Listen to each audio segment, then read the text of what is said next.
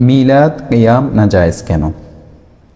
মিলাদ কিয়াম বিদআত, কেননা আল্লাহ তাআলার কিতাব, রাসূলুল্লাহ সাল্লাল্লাহু আলাইহি ওয়াসাল্লামের সুন্নাত, সাহাবাদের আমল এবং সম্মানিত 3 যুগের কোনো যুগে এর কোনো অস্তিত্ব ছিল না। তাই আমরা এটাকে বিদআত বলি। কারণ যে ইবাদতের মাধ্যমে আল্লাহ সন্তুষ্টি কামনা করা হবে, কোরআন বা সুন্নায় অবশ্যই তার পক্ষে দলিল থাকতে হবে। আর মিলাদ কিয়ামের পক্ষে এরকম কোনো দলিল নেই বলে এটি একটি বিদআত ইবাদত।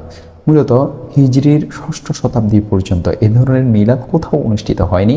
6ষ্ঠ হিজরি শতাব্দীর পর বাদশাহ মুজফফরউদ্দিন আবু সাঈদ কোকরি বিন আরবাল তিনি আমোদ প্রমোদের জন্য এ বিদআত সর্বপ্রথম উদ্বোধন করেন। দেখতে পারেন আল বিদায়া ওয়ান নিহায়া 13 নং খণ্ড 159 নং পৃষ্ঠা। প্রচলিত মিলাদের সাথে আরেকটি প্রথা সম্পূর্ণ অপ্রাসঙ্গিকভাবে জুড়ে দেওয়া হয়েছে, যার নাম দেওয়া হয়েছে কিয়াম। এটি মিলাদের পরে আবিষ্কৃত হয়েছে। 751 হিজরির কথা।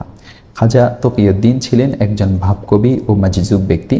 নবীজির শানে তিনি কিছু কসিদা অর্থাৎ কবিতা রচনা করেন।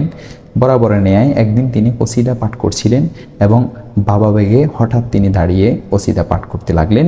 বক্তারাও তার দেখাদেখি দাঁড়িয়ে গেল।